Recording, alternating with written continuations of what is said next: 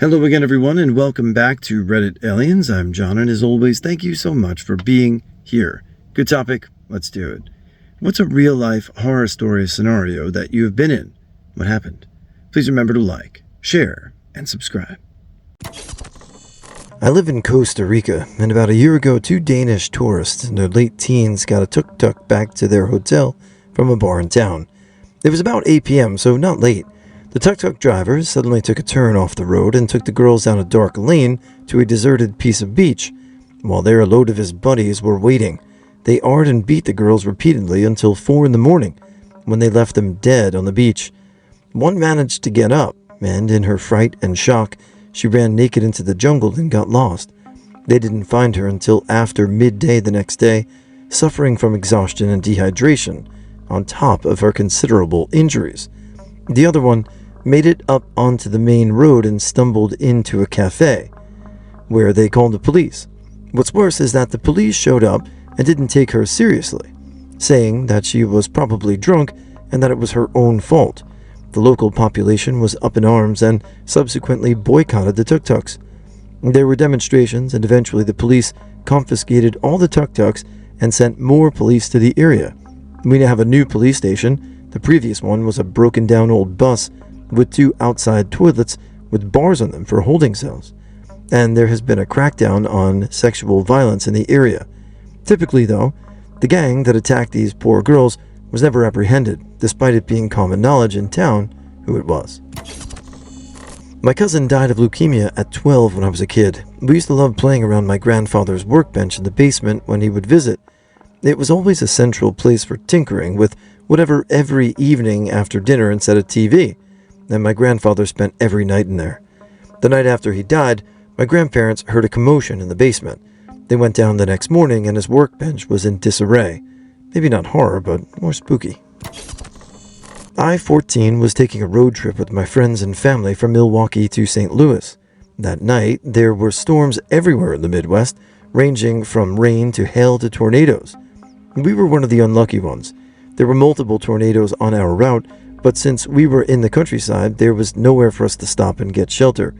I was just stuck in the car as an 11-year-old little girl, hearing the sound of tornado sirens and thinking I was going to die. I know it doesn't sound that bad, but it traumatized me. I grew up in a third world country, and in the beginning of the 1990s, a civil war broke out. We would often wake up to the screams of people getting beheaded by terrorists in the night. We would go up to the roof while my brother guarded the house holding a rifle. I would grab my dog and my brother would berate me for wasting time on her.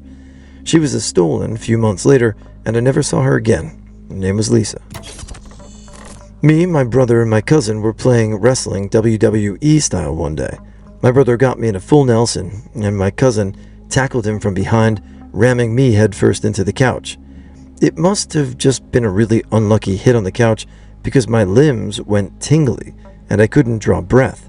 The scary part is that I could exhale, but I couldn't inhale. So basically, I was lying on the ground limp, taking shorter and shorter breaths like a dying fish. Thankfully, after 30-ish long seconds, I could breathe again, and the numbness went away. It's terrifying. When I was 18, I was drugged by a 6-foot-something, probably 200-plus pound dude.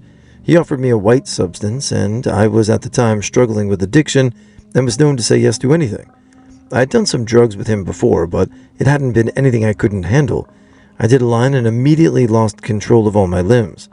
What I thought was cocaine, which he knew, that's what I thought was actually MXE, basically horse tranquilizers. Oof. He intentionally withheld the information from me. He knew what it was going to do to me. The reason I know it was intentional is because of the other women with whom he had done the exact same thing to share their stories with me. He used those moments to take advantage of the fact that I literally couldn't move, and he armed me. I can remember trying my hardest to move my arms and hands to push him away, but no matter how hard I tried, they wouldn't move. Later, I learned the amount he gave me could have killed me, and I'm super lucky I didn't die. As I made my escape, he was chilling in his hammock.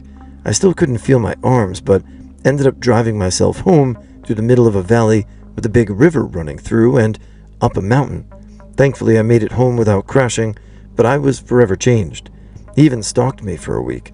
I was so scared for a long time. The story ends with the bad guy dying from an overdose at a party almost 10 years later. When I was 14 years old, we had a neighbor 2 houses down who was a foster parent.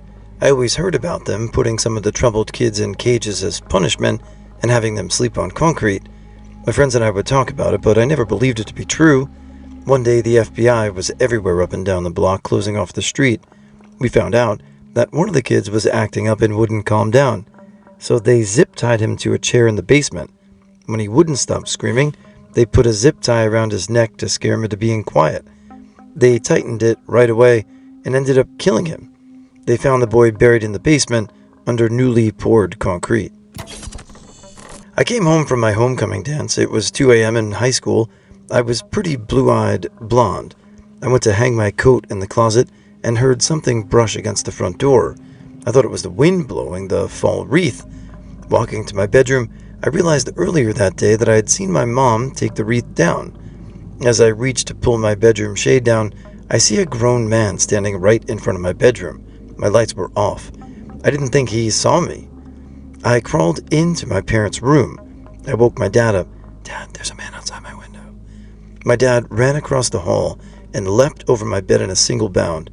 I grabbed my lamp and nearly went through the window at him. There were 2 things I will never forget about that night. The profile of that man's face and the sounds my dad made were nearly going through the window. He became an animal. I'm not sure which was more terrifying. Early 2000s. Kids didn't usually carry cell phones. My brother was in elementary school, no older than 10. He was supposed to get home from school on the bus at around 3:30 in the afternoon. The bus stop was a few blocks away and around a corner, so we couldn't see it from our house. One day, the other kids came walking up the street, but not my brother. My parents were confused, but not immediately concerned. My brother was easily distracted and might have gotten sidetracked with a friend or with sticking rocks and sticks down the road. But 3:35, 3:40, then 3:50 came and went, and there was still no sign of him. So my parents started to worry. My mom went next door to talk to one of the kids who came home on the bus that was supposed to hold my brother. Meanwhile, my dad took his motorcycle down to the bus stop to see if he encountered my brother along the way. When they both got back, they reported the kid said they'd seen my brother get on the bus, but wasn't sitting with him and had been engaged in talking to other friends, so they couldn't say with certainty whether or not my brother got off the bus. My dad said there was no sign of him, either on the road or to the bus stop or in the immediately surrounding neighborhood. He was gone. Time to panic. Being so long ago, I no longer remember the exact details of the rest of the story. I know that my parents called the school and were told that no more students were on campus. I remember my mother crying and my dad yelling at the administrator for losing his son. I remember thinking that the last exchange I had with my brother was a fight over something stupid. Then the phone rang. It was my brother, from the school, safe. He had fallen asleep on the bus and missed his stop. He woke shortly after that before the next stop and asked to get off, but rather than allowing him to, on his word and the words of the rest of the kids, the substitute bus driver forbade him from leaving at a stop that wasn't his. How would that fool have known anyway? And made him stay on the bus until it returned to the depot at the elementary school almost an hour after he was supposed to be home. My parents weren't happy. My school tried to deflect blame. My brother got home safely, and that driver was temporarily suspended. It had a happy ending, but sometimes I still have nightmares that it didn't. When my son was in kindergarten, something like this happened. His bus didn't arrive, and then it came and he wasn't on it, and we called the bus depot, we called the school. The bus depot is the thing to call because the bus drivers could radio in, and it was just a delay at the school, but it is absolutely heartbreakingly harrowing and scary, so I felt that one. My parents were always protective of me and my sister, especially in parking lots. As I got older, I started to question why they were like that, since we live in a pretty good city and don't even go to places that can be remotely that dangerous. Well, it turns out they have 2 cases of almost being abducted in parking lots, one together and just my mom alone. My mom's case was the most intense. If I remember correctly, she was leaving her or a friend's house and walking up to her car when a guy approached her. She spared me the details, but somehow he got her blindfolded in her own passenger seat, made a bunch of threats, and drove them to a gas station. Meanwhile, she was pleading for him not to touch her, take her car or her money, but do nothing to her. At the gas station, he got out of the car, telling my mom not to take the blindfold off or he would kill her. Somehow, she mustered up the courage to take it off, jump to the driver's seat, and drive the hell away from there. She shook and cried all the way home, called my dad, explained what happened, and asked him to wait for her in front of the house. Just now I realize how strong of a woman she is, because when she got there, my father insisted on carrying her inside, but she refused and said there's no need for it. To this day, she hates to stay too long in parking lots, only gets more attentive when we park at night, and one of the first things she told me when I started driving was to get in and out of there quickly. I was 11, and my mom had left me in the parked car while she ran into the pharmacist at night. A strange-looking man appeared and sat on the hood of his car, staring intensely at me through the windshield for what felt like 20 minutes, but was probably 5. Each time I discreetly peered over at him, he hadn't budged. He was still glaring at me, and it was making me incredibly uncomfortable, but I tried to act unaware. After another minute, a woman approached him, presumably his partner, and I heard through the cracked window, "What about him? We can't take him, there's too many people around." I was frozen by the time Mom came back to the car, thinking I'd nearly been abducted. A very close friend of the family's, who spent many years emotionally adopted by my parents before getting divorced and moving away, was working as a housekeeper to provide for her son. One night at work, she witnessed 2 men shoot someone, and, afraid she would call the police, they kidnapped her in her own car and drove away. That happened the night before my birthday. She was missing for a few days, since the police only found her empty car. There was a really unfortunate press release from the local police that she had run away, but she would never ever leave her son. He had special needs, and he was really her entire life. She woke up in the morning for him and would have never left him with anyone else, not even family. After reporting her missing, the police said they had already found her. Those 2 cowards had driven her to a farm outside of town, murdered her, and left her there alone behind a barn. They didn't even know that the man they shot had survived, made it to the hospital, and gave a witness statement to everything. One of the murderers was caught right away, and the police found his accomplice trying to hide in the attic. I lost contact with her family, so I don't know what came of that criminal trial in August, but I still get so overwhelmed with grief about how the news reported the incident. Everything that she was, as a mother, as a friend, as a human being, in her last acknowledgments on Earth, she was just mole shoe woman. That's really scary to me. I live in a small town in New Zealand. My big sister and I used to wait outside the back gates of our primary school for our mom to pick us up and walk us home after school. It was quieter at the back gates, and my mom has always been terrible with time management, so she was often late coming to get us.